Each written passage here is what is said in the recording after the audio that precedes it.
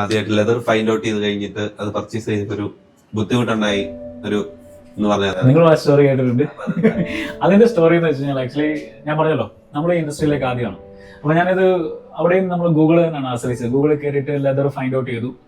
Leather അല്ല find out ചെയ്തത്, leather supply ചെയ്യുന്ന ഒരു ടാനറിക്കാരനെ നമ്മൾ ഫൈൻഡ് ഔട്ട് ചെയ്തു, ചെന്നൈയിലുള്ള ഒരു ടാനറി. അപ്പൊ അതൊരു നല്ല ക്വസ്റ്റ്യൻ തന്നെയാണ്. കാരണം ഇപ്പൊ എന്റെ അടുത്ത് ഞാൻ ഇപ്പൊ നിൽക്കുന്ന സമയത്ത് എന്റെ അടുത്ത് ആളുകൾ ചോദിക്കാറുണ്ട് എവിടെ നിന്നാണ് ലെതർ ഫൈൻഡ് ഔട്ട് ചെയ്യുന്നത്, ഇത് തുടങ്ങാൻ പറ്റും ലെതറൊക്കെ എവിടെ നിന്ന്. ഞാൻ പേഴ്സണലി പർച്ചേസ് ചെയ്തത് ചെന്നൈയിൽ നിന്നാണ് പർച്ചേസ് ചെയ്തത്, കാൺപൂരിൽ നിന്ന് പർച്ചേസ് ചെയ്തിട്ടുണ്ട്. എനിക്ക് ബെസ്റ്റ് ആയിട്ട് തോന്നിയത് ചെന്നൈയാണ്. കുറച്ചുകൂടെ നമുക്ക് അത്യാവശ്യം നല്ല ക്വാളിറ്റിയുള്ള വെജിറ്റബിൾ ടാനറിങ് മെത്തേഡിൽ ചെയ്യുന്ന ഒരുപാട് ടാനറീസ് ചെന്നൈയിലുണ്ട്. റാണിപ്പേട്ട എന്നൊക്കെ പറഞ്ഞ സ്ഥലത്ത് ഒരുപാടുണ്ട്. അപ്പോൾ നമുക്ക് ഡയറക്റ്റ് ആയിട്ട് പർച്ചേസ് ചെയ്യാം, ഇല്ലെങ്കിൽ ഓൺലൈനിൽ പർച്ചേസ് ചെയ്യാം. ഇപ്പൊ എനിക്ക് ആമസോണിലൊക്കെ ഇത് അവൈലബിൾ ആണ് ആക്ച്വലി. അപ്പോൾ ഒരു തുടക്കക്കാർക്കൊക്കെ അത് വേണമെങ്കിൽ യൂസ് ചെയ്യാം. അപ്പൊ ഞാൻ പറയാൻ വന്ന സ്റ്റോറി എന്ന് വെച്ച് കഴിഞ്ഞാൽ ലെതർ ഞാൻ ഫസ്റ്റ് ടൈം പർച്ചേസ് ചെയ്യുന്നത് ഈ പറഞ്ഞ 2016 കാലഘട്ടങ്ങളിലാണ്. ലെതർ ആദ്യമായിട്ട് ഒരാളുടെ അടുത്തു നിന്ന് ഇതുപോലെ പർച്ചേസ് ചെയ്യുമ്പോൾ എന്ന് വെച്ച് കഴിഞ്ഞാൽ നമ്മൾ ആദ്യം സാമ്പിൾ ആണ് വാങ്ങിക്കുക.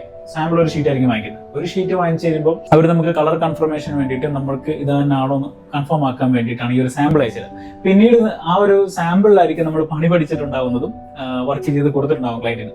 പിന്നീട് നമുക്ക് സാമ്പിൾ ഇവർ തരില്ല. പിന്നീട് നമ്മൾ ബൾക്ക് ഓർഡേഴ്സ് ആയിരിക്കണം എടുക്കേണ്ടത്. അതായത് നമ്മളൊരു 500 സ്ക്വയർ ഫീറ്റ് എടുക്കേണ്ടി വരും.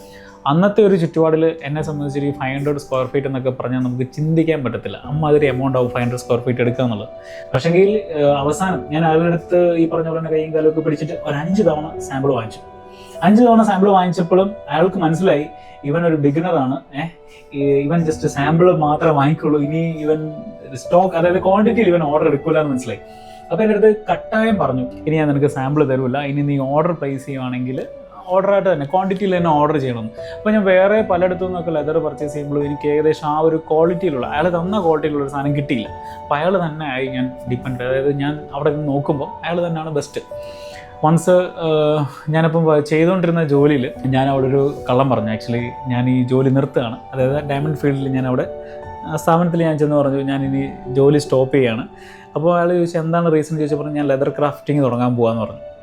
അപ്പോൾ എനിക്കൊരു ഫ്രണ്ട് കുറച്ച് ഫണ്ട് തരാമെന്ന് പറഞ്ഞിട്ടുണ്ട്. അപ്പോൾ അയാൾ ഇതിനകത്തേക്ക് ഇൻവെസ്റ്റ് ചെയ്യാമെന്ന് പറഞ്ഞിട്ടുണ്ട്. അപ്പോൾ ഞങ്ങൾ രണ്ടും കൂടെ, ഞാൻ സത്യം പറഞ്ഞ കള്ളം പറഞ്ഞതാണ്, അല്ലാതെ സത്യം അങ്ങനെ ഒരു സ്കീമേ ഇല്ല അവിടെ. അപ്പോൾ ആൾ ഇങ്ങനെ വന്ന് ഫണ്ട് തരാമെന്നൊക്കെ പറഞ്ഞ് ചുമ്മാ ഒരു സ്റ്റോറി ക്രിയേറ്റ് ചെയ്ത് ഞാൻ അവിടെ നിന്ന് ഇറങ്ങാനുള്ള പരിപാടി. കാരണം അത്രയ്ക്ക് തലയ്ക്ക് കയറി ലെതർ ക്രാഫ്റ്റിങ്. എനിക്കിത് നിർത്താനോ അല്ലെങ്കിൽ ലെതർ ഇല്ലാതെ വർക്ക് ചെയ്യാൻ കൂടുതൽ ചെയ്യാൻ തോന്നുമോ. അപ്പോൾ എനിക്ക് ലെതർ ഇല്ല. അന്നത്തെ എൻ്റെ സേട്ട് എൻ്റെ അടുത്ത് പറഞ്ഞു, എൻ്റെ ഓണർ എൻ്റെ അടുത്ത് പറഞ്ഞു, നീ ജോലി എന്തുകൊണ്ടാണ് ഇപ്പം റിസൈൻ ചെയ്യുന്നത്, എന്തെങ്കിലും ഫണ്ട് ഇഷ്യൂ ആണോ എന്ന് ചോദിച്ചു. അപ്പം എന്നോട് പറഞ്ഞു, ഞാൻ എൻ്റെ അടുത്ത് ചോദിച്ചു എത്ര ഫണ്ട് ഇപ്പോൾ വേണം എന്ന് ചോദിച്ചു. അപ്പം ഞാൻ പറഞ്ഞു ഒരു 80,000 റുപ്പീസ് എനിക്ക് വേണം, പിന്നെ ഒരു 20,000 കൂടെ അഡീഷണൽ അതിൻ്റെ സെറ്റപ്പ് ക്രിയേറ്റ് ചെയ്യാൻ വേണമെന്ന് പറഞ്ഞു. അപ്പോൾ ആൾ ഉടനെ ഡ്രോവർ പറഞ്ഞിട്ട് ഉടനെ എനിക്ക് 1 lakh റുപ്പീസ് എടുത്ത് തന്നു. 1 lakh റുപ്പീസ് എടുത്ത് തന്നിട്ട് എൻ്റെ അടുത്ത് പറഞ്ഞു, ഇപ്പം നിൻ്റെ ഫണ്ടിൻ്റെ ഇഷ്യൂസ് തീർന്നു, ഓക്കെ, അപ്പം നാളെ വല്ലൂടെ ജോലി ചെയ്യാം. കാരണം ഞാൻ ആ ചെയ്യുന്ന ജോലിയിൽ ആക്ച്വലി കുറച്ച് എനിക്ക് ആ വർക്ക് ചെയ്യുന്നതിൽ കുറച്ച് സ്പീഡ് ഉണ്ടായിരുന്നു. ആ ഒരൊറ്റ റീസൺ ആയിരിക്കണം ആൾ എൻ്റെ അടുത്ത് അങ്ങനെ ഒരു ഡിമാൻഡ് അല്ലെങ്കിൽ ആ ഒരു ടേംസ് അവിടെ ചെയ്തത്. അപ്പോൾ ഇയാൾ എനിക്ക് ഫണ്ട് തന്നു. ഫണ്ട് തന്നിട്ട് എന്നോട് ഇങ്ങനെ ഒരു ഓപ്ഷൻ കൂടെ തന്നു. ആ മൊത്തം ഓഫീസിൽ ഒരാൾക്ക് പോലും മൊബൈൽ യൂസ് ചെയ്യാനുള്ള ഒരു പ്രൊവിഷൻ ഇല്ലായിരുന്നു. എനിക്ക് മാത്രം എന്നോട് പറഞ്ഞു നീ മൊബൈൽ യൂസ് ചെയ്തോ, ഓർഡർ എടുക്കുന്ന മൊബൈൽ വഴിയാണല്ലോ, അപ്പോൾ മൊബൈലും കൂടെ യൂസ് ചെയ്തോളാൻ പറഞ്ഞു. സ്റ്റിൽ നാളെ മുതൽ നീ എൻ്റെ ജോലിക്ക് കമ്പനിയിൽ വരണം എന്ന് മാത്രം ഒരു ഡിമാൻഡ് ആളെന്ന്. അപ്പോൾ എന്നെ സംബന്ധിച്ച് ഭയങ്കര ഇതായി, റിലീഫായി. കാരണം എനിക്ക് ജോലി പോകുന്നില്ല, ഉണ്ടായിരുന്നൊരു ജോലി പോകുന്നില്ല. അല്ലെ ഹൈലി റിസ്ക്കാണ്. ജോലി കളഞ്ഞിട്ട് ഇത് മൊത്തത്തിൽ ഇത് ചെയ്യണം, അത് വരുമോ ഇല്ലയൊന്നും ഒരു ഉറപ്പുമില്ല. അപ്പം ഒന്ന് എൻ്റെ ഇൻകം, അതായത് ഇൻകം അവിടെ ഉണ്ട്, സൈഡിൽ നമുക്ക് പാർഷ്യലൈസ് ചെയ്യാം. ഞാനും ഇത് തന്നെയാണ് ഉദ്ദേശിച്ചത്. ആക്ച്വലി അന്നെല്ലാം കൂടെ അത് മീറ്റ് ചെയ്ത് വന്നു. ഞാൻ എന്തെടുത്തു, ഈ തന്ന ഫണ്ട് അതേപോലെ തന്നെ എൻ്റെ അക്കൗണ്ടിലേക്ക് ഇടുകയും എന്നിട്ട് ഞാൻ മറ്റേ ആൾക്ക് ഫണ്ട് ഇട്ട് കൊടുത്തു. ഫണ്ട് ഇട്ട് കൊടുത്തപ്പോൾ അയാൾ ഭയങ്കര സർപ്രൈസ്ഡായി. ഞാൻ ഫണ്ട് ഇടുമെന്ന് അയാൾ സ്വപ്നത്തിൽ പോലും വിചാരിച്ചിട്ടുണ്ടായിരുന്നില്ല. അയാൾക്ക് ഫണ്ട് ഇട്ട് കൊടുത്തു. 15 days വേണമെന്ന് പറഞ്ഞു. 15 days ഞാൻ വെയിറ്റ് ചെയ്തിരുന്നു. എങ്ങും കാണാത്ത ഒരാളെ ഓൺലൈനിൽ ഫണ്ട്, അത്രയും വലിയ ഫണ്ട് സത്യം പറഞ്ഞാൽ എൻ്റെ കയ്യിൽ വരുന്ന ആദ്യമായിട്ടാണ്. ഞാനത് കൊടുത്ത ആൾക്ക് കൊടുത്തു. അയാളിത് ലെതർ മേക്ക് ചെയ്തെന്ന് എനിക്ക് അയച്ചു തന്നു. ലെതർ മേക്ക് ചെയ്ത് അയച്ചു തന്ന് ഈ 500 സ്ക്വയർ ഫീറ്റ് ഞാൻ ഒരുമിച്ച് ഒരിക്കലും കണ്ടിട്ടില്ല. ഇനിയാണ് ഇതിൻ്റെ ഒരു കാര്യങ്ങളൊക്കെ വരുന്നത്.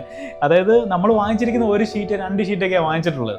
500 സ്ക്വയർ ഫീറ്റ് എന്ന് പറയുമ്പോൾ നമുക്ക് എൻ്റെ ഇമാജിനിലൊക്കെ വെളിയിലുള്ള സംഭവമായിരുന്നു. ഇത് വന്നു കഴിഞ്ഞപ്പോൾ ഒരു ട്രക്കിൽ വലിയ 2 ബണ്ടിൽ കിടക്കുന്നു. ഇത് ഞാനും ആ റിക്ഷാക്കാരനും കൂടെ 6ാം നിലയിൽ വലിച്ച് കയറ്റി.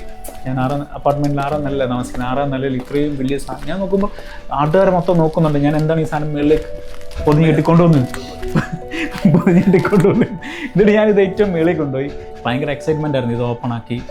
ഇത് ഞാൻ ഓപ്പൺ ആക്കി കേട്ടോ. ഫസ്റ്റ് ഞാൻ ഇത് ഓപ്പൺ ആക്കി, ഇനിയാണ് ടെസ്റ്റ് വരുന്നത്. ഇത് ഞാൻ ഓപ്പൺ ആക്കി എല്ലാം തുറന്ന് നോക്കിയപ്പം എനിക്ക് സാമ്പിൾ അയച്ചു തന്ന സാധനമല്ല, ടോട്ടലി വേറെ ഏതാണ്ടൊരു സാധനം. അതായത് ഭയങ്കര തിക്നെസ്, പിന്നെ ഇൻസൈഡിലൊക്കെ ഒരു ഫിനിഷ്ഡ് അല്ലാത്തൊരു സാധനം, ഭയങ്കര റോ. അപ്പം ഞാൻ നോക്കുമ്പം ഇത് സ്കീവ് ചെയ്യാനുള്ള ടൂളോ മെഷീനോ ഒന്നും എൻ്റെ ഇല്ല. അയാൾ ആ സാമ്പിൾ അയച്ചതെന്ന് കിട്ടിയാൽ മാത്രമേ എനിക്ക് വർക്ക് ചെയ്യാൻ പറ്റത്തുള്ളൂ. ഈ 500 സ്ക്വയർ ഫീറ്റ് ഞാൻ അഴിച്ചു നോക്കി. ഇനി ഞാൻ വിചാരിച്ചു ഇനി ആദ്യത്തെ ആ റോള് മാത്രമേ അങ്ങനെ ഉള്ളൂ, ആ ഡാമേജ് ആയിട്ട് തോന്നേ ഉള്ളൂ, ബാക്കിയൊക്കെ നല്ലതായിരിക്കും. മൊത്തം ഓപ്പൺ ആക്കി നോക്കിയിട്ടും ഒരൊറ്റ പീസ് പോലും എനിക്ക് ആ സാമ്പിൾ അയച്ചതുമായിട്ട് കമ്പയർ ചെയ്യാൻ പറ്റിയില്ല. ഞാൻ ഭയങ്കരമായിട്ട് ഞാനങ്ങ് നിലത്തിരുന്നു. എന്നിട്ട് ഞാൻ എന്തെടുത്തു, പെട്ടെന്ന് എന്താ ചെയ്യേണ്ടതെന്നൊന്നും ഒരു പിടിയും കിട്ടുന്നില്ല. മൊത്തം ബ്ലാങ്ക് ആയിപ്പോയി, മൊത്തം ബ്ലാക്ക്. എന്നിട്ട് മൊബൈൽ എടുത്ത് ആദ്യം എടുത്ത പ്രോഡക്റ്റിൻ്റെ വീഡിയോയും ഇപ്പോൾ അയാൾ അയച്ചു തന്ന വീഡിയോയും കൂടെ ഞാനൊരു കമ്പാരിസണൊക്കെ വീഡിയോ എനിക്കറിയാവുന്ന ഹിന്ദിയിലൊക്കെ വോയിസ് ഇട്ട് ഇപ്പം കാണിക്കുന്ന പോലെ തന്നെ അന്ന് കാണിച്ച് അയാളെ മനസ്സിലാക്കുന്ന രീതിയിലൊരു വീഡിയോ എടുത്ത് ഞാൻ അയാൾക്ക് സെൻഡ് ചെയ്ത് കൊടുത്തു. ഇയാൾ ഇത് ജന്മം ചെയ്താൽ ഏൽക്കുന്നില്ല. അയാൾ പറഞ്ഞു അന്ന് കാണിച്ച അതേ പ്രോഡക്റ്റിനും അതേ പ്രോസസ്സിലുമാണ് ഈ പ്രോഡക്റ്റ് മേക്ക് ചെയ്തിരിക്കുന്നത് എന്നൊക്കെ പറഞ്ഞു കഴിഞ്ഞിട്ടൊന്നും ഒരു രക്ഷയില്ല. പിറ്റേ ദിവസം അന്ന് സത്യം പറഞ്ഞാൽ എൻ്റെ വൈഫ് ക്യാരിങ് ആയിരുന്നു. അപ്പോൾ അവൾ നാട്ടിലേക്ക് കൊണ്ടുപോയ സമയത്താണ് ഞാൻ ഈ പരിപാടികളൊക്കെ ചെയ്യുന്നത്. അവൾ ഉണ്ടെങ്കിൽ ഒരു കാരണവശാലും ഇത് സമ്മതിക്കില്ല. ഞാൻ ഒറ്റയ്ക്കുള്ളവിടെ ആ സമയത്താണ് ഇതൊക്കെ ചെയ്യുക. അപ്പം ഇത് ആരോടും എനിക്ക് പറയാനോ ഷെയർ ചെയ്യാനോ പറ്റുന്നില്ല. അത്രയും പൈസ ഞാൻ കടവാക്കി, നിപ്പിൽ കടവാക്കി. ഇതെനിക്കൊരാളോട് ഷെയർ ചെയ്യാനും പറ്റുന്നില്ല, ഫ്രണ്ട്സിൻ്റെ അടുത്ത് പറയാൻ പറ്റുന്നില്ല, വീട്ടിൽ പറയാൻ പറ്റുന്നില്ല. ആകെപ്പാടെ പ്രശ്നം. ഓഫീസിൽ പോയി രാവിലെ ജോലിക്കിരിക്കും, ചെയ്യുന്ന ജോലി എല്ലാം തെറ്റ്. കാരണം അതാണ് ചിന്തിച്ചുകൊണ്ടിരിക്കുന്നത്. ഈ ഫീൽഡിൽ മാർക്കിങ്ങിൻ്റെ പരിപാടി എന്ന് പറയുന്നത് നമ്മളത് അതിൽ ശ്രദ്ധിച്ചില്ലെങ്കിൽ ഭയങ്കരമായിട്ട് തെറ്റ് വെക്കും, അവർ വായിരിക്കുന്ന മൊത്തം കേൾക്കും. ഇത് തന്നെ കണ്ടിന്യൂ ഒരു 3-4 ദിവസമൊക്കെ ഞാൻ ഓക്കെ, ഇങ്ങനെ ചെയ്യുന്ന വർക്കൊന്നും ശരിയാവുന്നില്ല. അപ്പോൾ ഞാൻ എന്തെടുത്തു, അവിടുന്ന് ലീവ് എടുത്തു, ഓഫീസിൽ നിന്ന് ലീവ് എടുത്തിട്ട് വീട്ടിൽ വന്നു, അപ്പാർട്ട്മെൻറ്റിൽ വന്നു. ഇത് എങ്ങനെ വന്നോ അതേപോലെ ഒറ്റയ്ക്ക് ഇരുന്നും ഈ 500 സ്ക്വയർ ഫീറ്റും പാക്ക് ചെയ്ത് തുന്നിക്കെട്ടി, പ്ലാസ്റ്റിക് തൈലിൽ തുന്നിക്കെട്ടിയിട്ട് ഒറ്റയ്ക്ക് 6 നില ഈ സാധനം താഴെ ഇറക്കി. 6 നില താഴെ ഇറക്കി ഇത് കൊണ്ടുവന്ന് ഒരു ഓട്ടോക്കാരനെ വിളിച്ചിട്ട് ഇത് അയക്കാനുള്ള പരിപാടികളൊക്കെ നോക്കി. തിരിച്ചയക്കാനുള്ള പരിപാടി ഫ്രം അഡ്രസ് എല്ലാം ഉണ്ടായിരുന്നു. തിരിച്ചയക്കാനുള്ള പരിപാടി നോക്കിക്കഴിഞ്ഞപ്പോൾ DTDCയിലോ അല്ലെങ്കിൽ ഞാൻ ചെല്ലുന്ന ഒരു സ്ഥാപനത്തിലും ഇത് എടുക്കുന്നില്ല. കാരണം 50,000 രൂപയുടെ മേലിലുള്ള സാധനം ബില്ലും കാര്യങ്ങളൊക്കെ ചോദിക്കും. ഇത് റിട്ടേൺ അയക്കാനുള്ള എനിക്ക് കമ്പനി ഇല്ലാത്തതുകൊണ്ട് റിട്ടേൺ എന്തെങ്കിലും വെച്ചിട്ട് ഞാൻ അയക്കും. ഒന്നിലും ഒരു പരിപാടി നടക്കുന്നില്ല. അപ്പോൾ ഞാൻ ഇതുകൊണ്ട് ഉച്ച മുതൽ നടക്കുകയാണ്, പല സ്ഥാപനങ്ങൾ കയറി ഇറങ്ങി നടക്കുകയാണ്. ഇത് അതായത് കൊറിയർ സർവീസ് തപ്പി നടക്കുകയാണ്. അവസാനം ആ റിക്ഷക്കാരൻ എൻ്റെ അടുത്ത് പറഞ്ഞു, നമുക്കിത് റെയിൽവേ സ്റ്റേഷനിൽ കൊണ്ടുപോകാം, അവിടെയും പാർസൽ സർവീസ് ഉണ്ട്, നമുക്ക് അവിടുന്ന് വഴി അയക്കാമെന്ന് പറഞ്ഞു. ഞാനിത് അവസാനം റെയിൽവേ സ്റ്റേഷനിൽ കൊണ്ടുപോയി അവിടെ ഇറക്കിയപ്പോഴും സെയിം സിറ്റുവേഷൻ തന്നെ, ഇത് വേണം അത് വേണം എന്നൊക്കെ പറഞ്ഞു. അപ്പോൾ എൻ്റെ സിറ്റുവേഷൻ, എൻ്റെ ഫേസിൽ നിന്നുള്ള എക്സ്പ്രഷൻ കണ്ടിട്ടാണോ എന്നറിയത്തില്ല, അവിടെ കൗണ്ടറിൽ ഇരുന്ന ആൾ വന്നിട്ട് എൻ്റെ അടുത്ത് പറഞ്ഞു, അയാളുടെ അടുത്ത് ഞാൻ ഇതേ സ്റ്റോറി, ഇപ്പം നിങ്ങളുടെ അടുത്ത് ഞാൻ പറയുന്ന അതേ സ്റ്റോറി ഞാൻ അതേപോലെ അയാളുടെ അടുത്തും പറഞ്ഞു. ഇന്നതാണ് എനിക്ക് അബദ്ധം പറ്റിയതാണ്, അയാൾ എന്നെ ചീറ്റ് ചെയ്താണെന്നാണ് ഞാൻ പറഞ്ഞതെന്ന്. അവർ ശരിയാണെന്നല്ല, പക്ഷേ ഞാൻ അങ്ങനെ പറഞ്ഞു. എന്നിട്ട് അയാൾ പറഞ്ഞു, ഞാൻ എൻ്റെ റിസ്കിൽ ഇത് നിനക്ക് തിരിച്ചങ്ങോട്ട് അയച്ചു തരാം എന്ന് പറഞ്ഞ് അയാൾ എൻ്റെ അടുത്ത് നിന്നൊരു പ്രൈസൊക്കെ വാങ്ങിച്ചതിനകത്ത്. എന്നിട്ട് അതേ സെയിം അഡ്രസ്സിലേക്ക് തന്നെ സാധനം കയറ്റി വിട്ടിട്ട് അന്ന് തന്നെ ഞാൻ അയാളോട് കോൾ ചെയ്ത് പറഞ്ഞു, ഞാൻ ഇതുപോലെ സാധനം കയറ്റി തിരിച്ചയച്ചിട്ടുണ്ട്, നിങ്ങളത് എടുത്തോ, എനിക്ക് ക്യാഷ് നിങ്ങൾ തന്നില്ലെങ്കിലും കുഴപ്പമില്ല, നിങ്ങളത് ലെതർ എടുത്തോ, എനിക്ക് ആ ലെതർ വെച്ചിട്ട് ഒന്നും ചെയ്യാൻ പറ്റത്തില്ല എന്ന് പറഞ്ഞു. അപ്പോൾ ഞാൻ മനസ്സിലിങ്ങനെ വിചാരിക്കുന്നത്, ഞാനിനി ഇത്ര വർഷം ഞാൻ അവിടെ ജോലി അടിമപ്പണി എടുക്കണം, അത് വാങ്ങിച്ച ക്യാഷ് കടം തീർക്കണമല്ലോ, അത്രയും വർഷം ഞാൻ അതൊക്കെ കാൽക്കുലേഷൻ അപ്പോൾ മനസ്സിൽ ഓടിക്കൊണ്ടിരിക്കുക. ഇത്ര വർഷം ഞാൻ ജോലി ചെയ്താലേ ആ കടമൊക്കെ ചെയ്യുക. അന്ന് 1,00,000 രൂപ എന്ന് പറയുമ്പം അന്നത് എനിക്ക് എന്ന് കൊടുത്തു തീർക്കാൻ പറ്റുന്നില്ല, അത്ര മേലെ ഞാനത് ട്രാപ്ഡ് ആയിട്ടിരിക്കുന്ന ഒരു സിറ്റുവേഷനാണ്. ഇപ്പം നമ്മളിത് പറയുമ്പോൾ എത്രത്തോളം അത് കൺവേ ആവുന്നുണ്ടെന്നും അറിയത്തില്ല. അതപ്പം അങ്ങനെ ഒരു സിറ്റുവേഷനിൽ പോയി ഞാൻ വിളിച്ച് പറഞ്ഞ ആളുടെ അടുത്ത് ഇതുപോലെ തിരിച്ചയച്ചിട്ടുണ്ടെന്ന് പറഞ്ഞപ്പോൾ ആളെൻ്റെ അടുത്ത് പറയണേ, അയാളുടെ സ്ഥാപനവും ഇനി തിരിച്ചയച്ച റെയിൽവേ സ്റ്റേഷനും തമ്മിൽ 200 കിലോമീറ്ററിൻ്റെ ഡിസ്റ്റൻസ് ഉണ്ട്, എനിക്കത് കളക്ട് ചെയ്യാൻ പറ്റില്ല എന്ന് പറഞ്ഞു. അപ്പോഴും ടെൻഷൻ. ഇത് സാധനം അവിടെ എത്തി, കുറച്ച് ദിവസം കഴിയുമ്പോൾ സാധനം അവിടെ എത്തി. അപ്പോൾ പറഞ്ഞു, സാധനം എത്തിയിട്ടുണ്ട്, നീ ഒരു 5,000 രൂപ കൂടെ എനിക്ക് അയച്ചു തന്നാൽ ഞാൻ പോയി അത് കളക്ട് ചെയ്തുകൊണ്ട് വരാമെന്ന് പറഞ്ഞു. ഞാൻ പറഞ്ഞു, എന്നാൽ ഇത്ര എൻ്റെ ആയി 5,000 രൂപയ്ക്ക് 5,000 രൂപ എന്ന് പറഞ്ഞിട്ട് അന്ന് 5,000 രൂപ കയ്യിലിരുന്ന 5,000 രൂപ ഞാൻ അയാൾക്ക് അയച്ചു കൊടുത്തു. 5 കൊടുത്തു, ഇത്രയും പോയി, എന്നാൽ 5 കൊടുത്തു. അപ്പോൾ അയാൾ പോയിട്ട് അത് കളക്ട് ചെയ്ത് അത്രയും മാത്രമേ എനിക്കറിയുള്ളൂ. പിന്നെ ഒരു 5 ദിവസത്തേക്ക് ബ്ലാങ്ക്, 15 ദിവസത്തേക്ക് ബ്ലാങ്കാണ്. 15 ദിവസത്തേക്ക് കോളില്ല. അപ്പം ഞാൻ മനസ്സുകൊണ്ടും ഞാൻ ഓക്കെ ആയി, എൻ്റെ അത്രയും പൈസ ലോസായി, ഇനി എനിക്ക് ഇൻകം ജനറേറ്റ് ചെയ്യാൻ വേറെ ഒന്നുമില്ല. ഇയാൾ ഇവിടെ രാവിലെ വന്നിരിക്കുക, ഒരു റോബോട്ടിനെ പോലെ പണിയെടുക്കുക, തിരിച്ച് വീട്ടിൽ പോവുക. ഇത് തന്നെ ഞാൻ കണ്ടിന്യൂ ചെയ്തു. 15 ദിവസം കണ്ടിന്യൂ ചെയ്തപ്പോൾ ഒരു ദിവസം ഞാൻ ജോലി ചെയ്തുകൊണ്ടിരുന്നപ്പോൾ ഒരു കോൾ വന്നിട്ട് പറഞ്ഞു, ഞാനത് പ്രോബ്ലമൊക്കെ ഞാൻ റെക്ടിഫൈ ചെയ്തിട്ടുണ്ട്, അതെല്ലാം ക്ലിയർ ആക്കിയിട്ടുണ്ട്, ഞാൻ പാർസൽ അയച്ചിട്ടുണ്ടെന്ന് പറഞ്ഞു. അപ്പോൾ ഞാൻ ജസ്റ്റ് ഒന്ന് ചിരിച്ചോളൂ. ഓക്കെ, ഞാൻ ഒരുപാട് ഇത് വന്നില്ല, പണ്ടത്തെ പോലെ ഒരു ഇത് വന്നില്ല, ക്വാളിറ്റി എനിക്കറിയത്തില്ലല്ലോ. എന്നിട്ടും പിന്നെ ഒരു 5 ദിവസം കഴിഞ്ഞപ്പം നമ്മുടെ ഇവിടെ പാർസൽ വന്നു. ഞാനത് ഇതേ പഴയ പോലെ തന്നെ ഈ 6 നില ഈ സാധനം വലിച്ച് മേളിൽ കയറ്റി നോർമലായിട്ട് അതെല്ലാം ഓപ്പണാക്കി അങ്ങോട്ട് ക്ലീൻ ആക്കി കഴിഞ്ഞപ്പം ഞാൻ ആ സാമ്പിൾ വാങ്ങിച്ചില്ലേ, സാമ്പിൾ വാങ്ങിച്ചതിനേക്കാളും ഒരു പടിക്ക് മുകളിൽ നിൽക്കുന്ന സാധനം നമ്മളത് ടച്ച് ആൻഡ് ഫീൽ ചെയ്യുമ്പോൾ, അല്ലെങ്കിൽ നമ്മളിങ്ങനെ ഓപ്പൺ ആക്കി നോക്കുമ്പോൾ നമുക്കത് കാണാം. ഈ എൻ്റെ കാലിനടിയിൽ നിന്ന് ഇങ്ങനെ ഒരു സാധനം ഇങ്ങോട്ട് കയറി എടുത്തില്ലേ, സന്തോഷം.